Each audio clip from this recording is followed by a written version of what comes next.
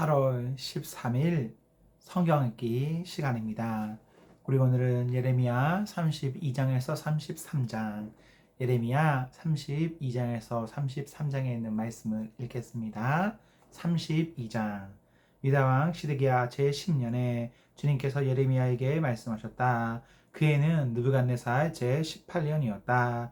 그때 예루살렘은 바벨로니아 왕의 군대에게 포위되어 있었고 예언자 예레미야는 유다 왕궁의 근위대 뜰 안에 갇혀 있었다. 유다 왕 시드기야는 예레미야를 그곳에 가두면서 그에게 이렇게 책망하였다. 그대가 어찌하여 이런 예언을 하였소? 주님께서 이렇게 말씀하신다. 보아라. 내가 이 도성을 바벨로니아 왕의 손에 넘겨주어서 그가 이 도성을 점령하게 하겠다. 유다 왕 시드기야도 바벨로니아 군대의 손에서 벗어나지 못하고 꼼짝없이 바벨로니아 왕의 손에 넘겨져서 그 앞에 끌려나가 그가 보는 앞에서 직접 항복할 것이다. 그러면 그가 시드기야를 바벨로니아로 끌고 갈 것이며 시드기야는 내가 그를 찾아올 때까지 그곳에 머물러 있을 것이다. 너희는 바벨로니아 군대와 싸워도 절대로 이기지 못할 것이다. 주님께서 하시는 말씀이다. 이렇게 예언하였다면서요. 주님께서 나에게 이렇게 말씀하셨다. 너의 숙부 살룸의 아들 하나멜이 너에게 와서 아나스에 있는 그의 밭을 너더러 사라고 하면서 그 밭을 유산으로 살 우선권이 너에게 있기 때문에 내가 그것을 사야 한다고 말할 것이다. 과연 주님의 말씀대로 숙부의 아들 하나멜이 그니드의 뜰 안으로 나를 찾아와서 내게 부탁하였다. 베냐민 집안의 아라노에 있는 그의 밭을 나더러 사라고 하였다. 그 밭을 소유할 권리도 나에게 있고 그 밭을 유산으로 살 권리도 나에게 있으니 그 밭을 사서 내 밭으로 삼으라고 하였다. 그때 나는 이것이 바로 주님의 명령임을 깨달았다. 나는 숙부의 아들 하나멜에게서 아나도스에 있는 그 밭을 사고 그 값으로 그에게 은 17세겔을 달아주었다. 그때 나는 매매 계약서에 서명을 하고 그것을 봉인하고 증인들을 세우고 은을 저울에 달아주었다. 그리고 나는 법과 규례에 따라서 봉인된 매매 계약서를 봉인되지 않은 계약서와 함께 받았다. 그리고 나는 숙부의 아들 하나멜과 그 매매 계약서에 서명한 증인들과 근위대 뜰 안에 앉아있던 모든 유다 사람들이 보는 앞에서 그 매매 계약서를 마세아의 손자이며 네리아의 아들인 바룩에게 넘겨주고 또한 그들이 모두 보는 앞에서 바룩에게 부탁하였다. 나 만군의 주 이스라엘의 하나님이 말한다. 이 증서들 곧 봉인된 매매 계약서와 봉인되지 않은 계약서를 받아서 온기 그릇에 담아 여러 날 동안 보관하여라. 참으로 나 만군의 주 이스라엘의 하나님이 말한다. 사람들이 이 나라에서 다시 집과 밭과 포도원을 살 것이다. 나는 네리아의 아들 바룩에게 그 매매 계약서를 넘겨주고 나서 주님께 이렇게 기도드렸다. 아, 주 하나님 보십시오.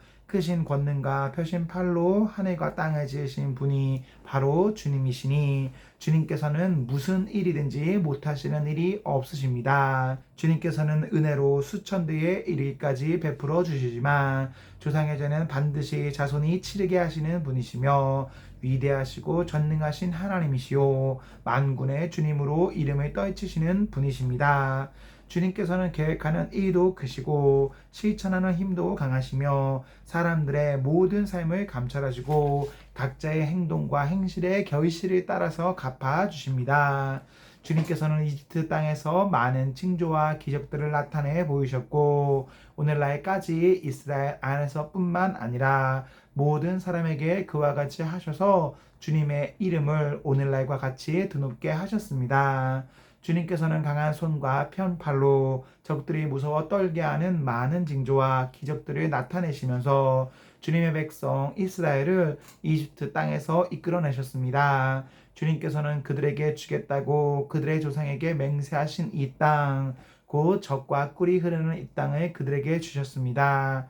그래서 그들이 들어와 이 땅을 차지하였습니다. 그러나 그들은 주님께 순종하지도 않고 주님의 율법에 따라서 살지도 않고 주님께서 그들에게 실천하라고 분부하신 모든 것을 실천하지 않았습니다. 그래서 주님께서는 그들에게 이 모든 재앙을 당하게 하셨습니다. 이 도성을 점령하라고 쌓은 토둔들을 보십시오. 이 도성은 전쟁과 기근과 연병을 보았습니다. 바벨로니아 군대가 이 도성으로 쳐들어와서 이 도성을 점령하였습니다. 주님께서 말씀하신 일이 그대로 들이닥쳤으며 주님께서는 이루어진 이 일을 친히 보고 계십니다. 주 하나님, 어찌하여 주님께서는 이 도성이 이미 바벨로니아 군대의 손에 들어가게 되었는데 저더러 돈을 주고 밭을 사서 증인들을 세우라고 말씀하셨습니까? 주님께서 예레미야에게 말씀하셨다. 나는 주다. 모든 사람을 지은 하나님이다. 내가 할 수 없는 일이 어디 있겠느냐. 나 주가 말한다.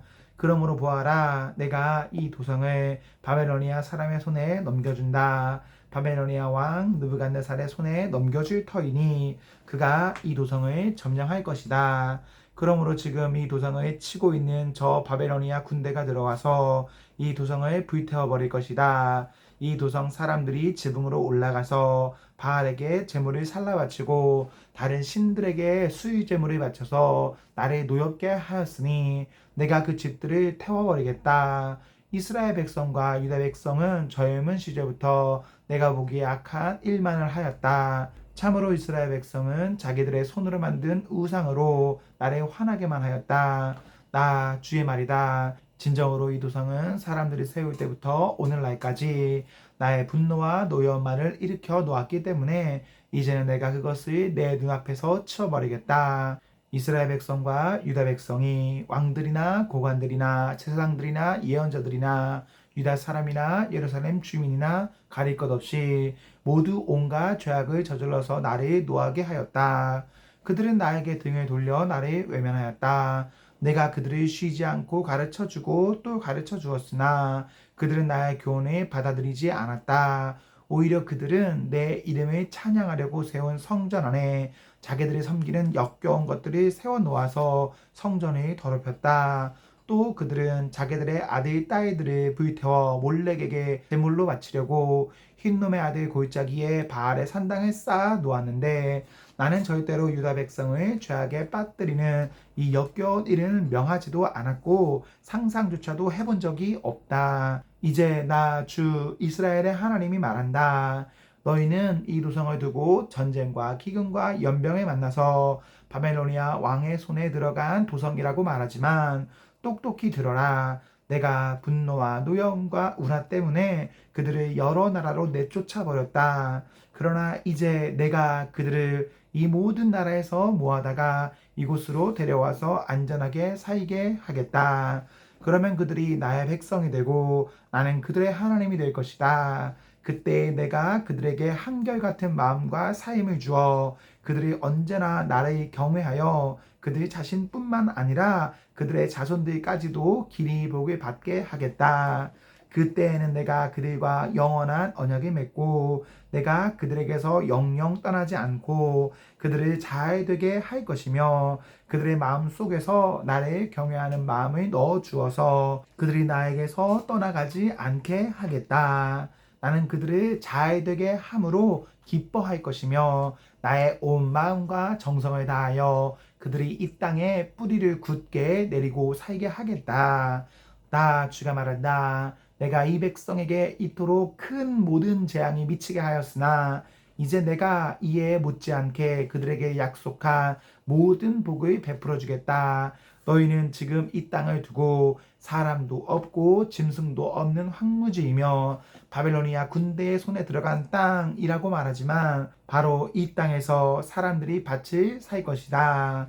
앞으로는 베냐민 땅에서만 아니라 예루살렘의 사방과 유다의 성읍들과 산간 지역의 성읍들과 평지의 성읍들과 남쪽의 성읍들에서도 사람들이 돈을 주고 밭을 사서 매매계약서를 쓰고 봉인하고 증인들을 세울 것이다. 포로로 잡혀간 사람들을 내가 돌아오게 할 것이기 때문이다. 나 주의 말이다. 33장. 예레미야가 여전히 그니드의 뜰 안에 갇혀 있을 때에 주님께서 그에게 두 번째로 말씀하셨다. 땅을 지으신 주님, 그것을 빚어서 제자리에 세우신 분께서 나에게 말씀하셨다. 그 이름이 주이신 분께서 말씀하셨다. 내가 나를 부르면 내가 너에게 응답하겠고 내가 모르는 크고 놀라운 비밀을 너에게 알려주겠다. 바벨로니아 사람들이 흙 언덕을 쌓고 쳐들어와 무너뜨린 이 도성과 도성 안의 건물들과 유다 왕궁들을 두고 나 주 이스라엘의 하나님이 말한다.